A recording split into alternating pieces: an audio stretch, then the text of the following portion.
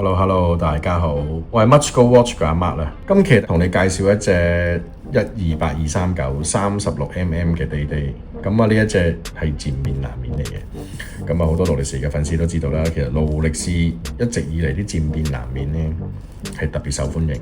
同埋呢一隻嗰個係鑽石面嚟嘅。咁啊，大家留意下6點位同埋9點位一個係長方石嚟嘅。好啦，呢隻就係極少有啦。上手嘅客人咧，佢係冇戴過嘅，仲有二維碼。錶帶啊，嗰啲原裝嘅膜嗰仲喺度嘅，手嘅嚇。咁啊，客人係2021年買翻嚟嘅時候，一直係閒置咗屋企，一直都冇戴過。咁點解勞力士嘅白金款咧，覺得好似啲白金款望落去成個鋼款咁樣？咁呢款梗係當然唔會啦，因為呢款呢叫總統帶，白金全白金總統帶。喺勞力士入邊有一個叫做元首帶，即係意思就係話係最頂級㗎啦。呢個錶嘅特性就係一個字貴。因為而家公價係去到37萬6㗎啦，已經係我哋而家售價只係276800。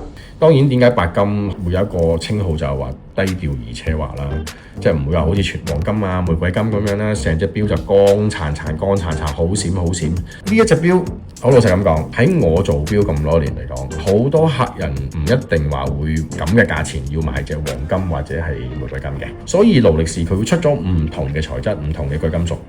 唔同嘅錶面去迎合翻市場唔同客人嘅需求。希望啦，你透過呢條片之後，各位粉絲啦，幫手訂閱小弟嘅頻道。希望我哋可以介紹更多唔同嘅錶俾大家。好啦，今日條片就介紹到呢一度啦，我哋下一條片再見啦。